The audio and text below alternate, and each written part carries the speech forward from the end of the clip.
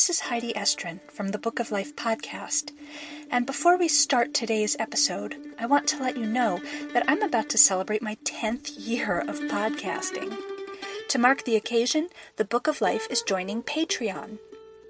Whether you've been listening since 2005 or just started today, I hope you find these interviews with creators of Jewish books, music, films, and websites to be interesting, valuable, maybe even inspiring.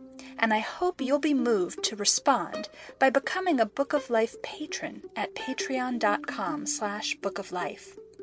At Patreon, you can pledge as little as 50 cents a month to support the show, and every level of support comes with its own set of thank you rewards. Your small monthly donations will help pay the hosting and subscription fees that make the Book of Life possible. Any extra funds will buy materials for our sponsoring library, such as books, CDs, and films that may end up inspiring a future podcast interview.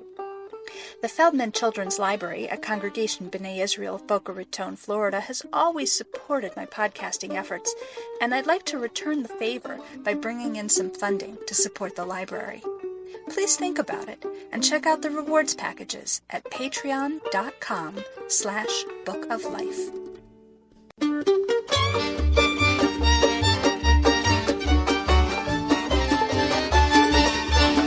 Welcome to the Book of Life, a show about Jewish books, music, film, and web. I'm Heidi Estrin. The Book of Life is a podcast service of the Feldman Library at Congregation B'nai Israel in Boca Raton, Florida. Additional support comes from the Association of Jewish Libraries. Kutsher's was a kosher Catskills resort that was a Jewish vacation destination for 100 years. I spoke to documentary filmmaker Ian Rosenberg about his loving tribute, Welcome to Kutsher's, when he came to Delray Beach, Florida for the film's opening.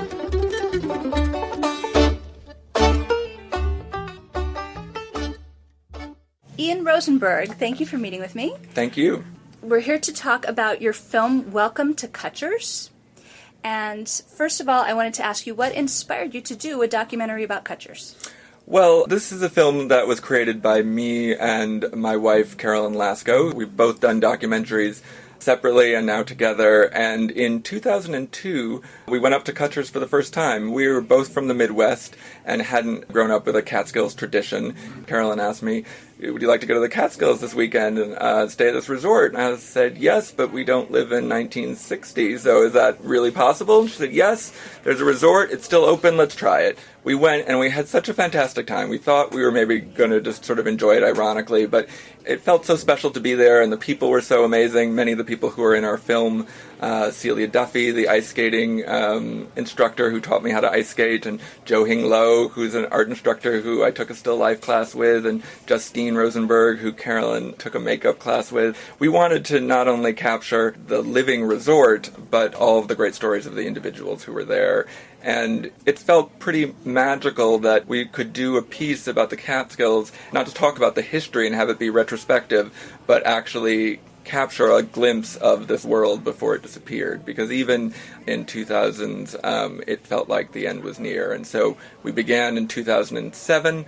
We called up and Mark Kutsher said, oh, are you calling because it's the 100th anniversary? We didn't know that, to be honest, but we said yes, absolutely. And then we took it from there. But Kutsher's is closed now, isn't that true? Kutsher's is closed now. The resort was sold to Varia Lifestyle, which is a company owned by Subhash Chandra, who's sort of the Rupert Murdoch of India. He's a billionaire, one of the wealthiest people in the world. And he and his company wanted to turn it into a yoga and Ayurvedic lifestyle wellness center. So you were lucky to go in time. Yes. You know, our film had a festival premiere in 2011, and at that time the question that we always got was, well, what's the future of the resort? We said the future is not clear. And so as bittersweet as the closing of Kutsher's was, we are really happy that we could chronicle the history from 1907 through its actual close in 2014. So beyond evoking nostalgia, what's the purpose of documenting the rise and fall of Kutsher's? Well, I think besides personal stories and besides the fascinating hidden histories of sports at the Catskills, particularly at Kutsher's with Wilt Chamberlain being a bellhop, and the rise of Jewish American comedy through people like Seinfeld and Sid Caesar and Freddie Roman, to me, the Catskills experience is really the Jewish American experience in a microcosm. It was created out of anti-Semitism. Jews weren't welcome. No Hebrews or nor consumptives were written on many of the advertisements for hotels in the area. They were restricted. This was an immigrant population. It used to be only the very, very affluent would be able to have a vacation. So you have both anti-Semitism and sort of the new rise of the American idea of a vacation. And then as it developed in the heydays in the 50s and 60s and 70s, you have the beginnings of assimilation where Jews are successful and cosmopolitan and really the breeding ground for much of American entertainment culture, and a group of people who wanted to be together but in a cosmopolitan American experience. Kosher, but with international sort of style and glamour. And then as the Jewish Americans became so assimilated, and with the rise of air conditioning and air travel, that they could go anywhere they want, or they had permanent vacations in Florida and LA, that led to the inevitable decline of the Catskills resorts. So I really think that you're not only looking at pop culture, you're looking at the history of the Jewish people through the lens of this over 100-year-old family business. Wow. So describe some of the things that made Kutcher's special, some of the activities, the celebrities. Talk about that. Yes. So one of the things that was particularly unique to Kutcher's was their sports tradition. They had an incredible basketball tradition. In the summers, they had a basketball league where they would recruit top talent from high school and colleges to play against other Catskills teams. And one of the people that Milton Kutcher particularly recruited was Wilt Chamberlain. He played basketball at night for exhibition games and was a bellhop during the day. Also, Red Auerbach, legendary Celtics coach, he was their activities director, was Wilt's coach, so he brought in top talent. Actually, he and Wilt sort of butt heads from what we heard, that Wilt wanted to do more bellhopping to get the big tips, and less of the practicing that Red wanted him to do. There's amazing footage in our film of Wilt putting in a suitcase through the second floor window while standing on the grounds outside. They had the Maurice Stokes game, which was a charity game to help support Maurice Stokes, which was sort of gave birth to the NBA All-Star tradition. And then you have, of course, the biggest names in comedy at the Catskills resorts and, of course, at Kutcher's. Mark Kutsher had a real eye for talent. So Sid Caesar in their band, Joan Rivers, Jerry Seinfeld, Freddie Roman, who we have throughout our film. There was always really contemporary, cutting-edge comedy. One of my favorite moments is that Andy Kaufman played at Kutcher's. His parents were longtime guests. He was then into wrestling women from the audience, and he wrestles a woman from the audience, and she says that if he doubles the prize, that she would give it to Hadassah. And he said, why don't you give it all to Hadassah? Because he was doing his sort of crazy belligerent thing then, and wasn't actually a big hit with the audience. But the biggest names, Louis Armstrong played there, Duke Ellington, there was a whole Latin scene. So really the biggest names in contemporary culture were playing at the Catskills, and particularly at Kutcher's. How did Kutcher's and the Catskills resorts influence the vacation industry? What's their legacy? The influence on the vacation industry is quite strong. Really, the idea of what Mark sometimes calls the American plan, or the all-you-can-eat style, gave rise very directly to the Club Med all-inclusive resort experience. It was direct creator of the modern cruise ship experience as a middle and upper middle class experience rather than just a luxury liner thing for the elite. And even I think the sort of all-day entertainment is felt at modern resorts and amusement parks like Walt Disney World and other amusement parks. So they revolutionized the vacation industry, and in fact, it's the vacation industry that became their biggest competitors. For a while, it was the rivalry with Grossinger's or the Concord or the Pines that Kutcher's was most engaged in, but what really ended up being their biggest competitor were people who stole their act. Is there any modern equivalent, or what can vacationers do to recreate that experience of the Catskills resort? It's hard to know what the modern equivalent of the Catskills experience is. To a certain degree, it's a cruise ship or a Club Med, but that isn't Jewish style and that isn't family run.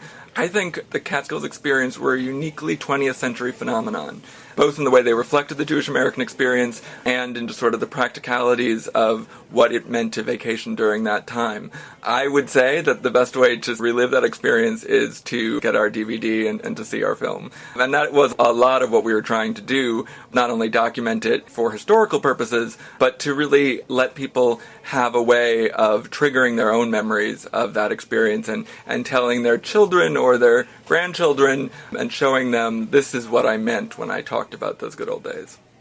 When's the DVD going to be available? The DVD should be available for Memorial Day of 2015, and people can find out about our film and future screenings and the DVD release at kutchersdoc.com, KUTSHERSDOC.com, or emailing us at kutchersdoc@gmail.com, and we'll put you on our mailing list for further information about the film.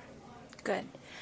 You made a separate documentary about Wilt Chamberlain, didn't you? Yes, after we had our film festival premiere of Welcome to Kutcher's, we were commissioned by ESPN Films to do one of their 30 for 30 shorts series. We had lots of Catskills topics that we batted around with them, but we ultimately settled on the most obvious great topic, which is Wilt Chamberlain Borscht Belt Bellhop. It's the name of our 9-minute epic on Wilt's time in the Catskills, and what was really great was getting to do separate interviews with people who played on the Kutcher's basketball team at that time and were Wilt's teammates. You know, he began a lifelong friendship with the Kutchers. He was very close with his parents, but he said that Milton and Helen were like another set of parents for him, and actually dedicated his autobiography with a dedication to my other parents, and was like an older brother for Mark. And Mady and Karen, Mark's sisters, were among the last people to see him before his untimely death from health problems. It was a fascinating confluence we found of when the biggest future name in basketball met the Borscht Belt.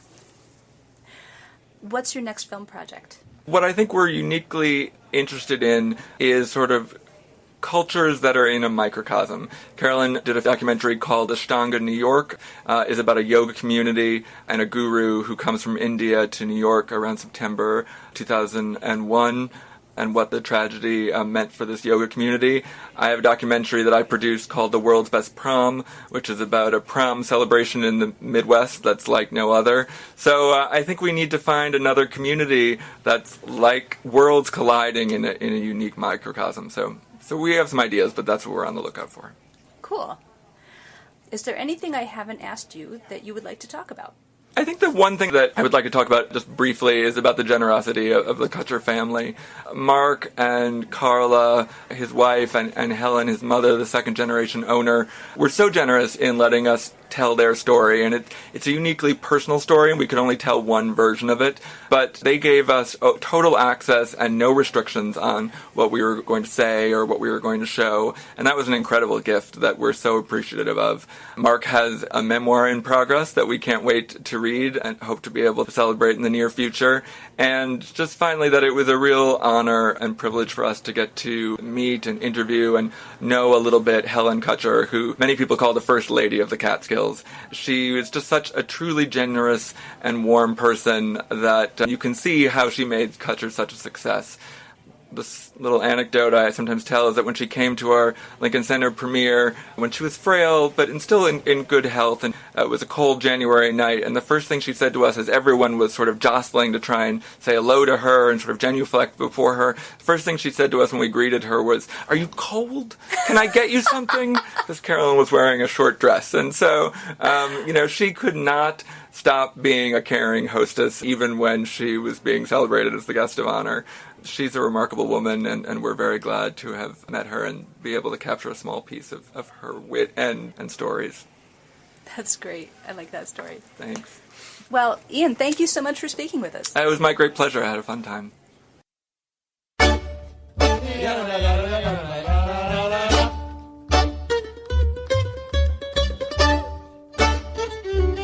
If you enjoy the Book of Life podcast, please leave a review on iTunes or a comment on our blog at bookoflifepodcast.com.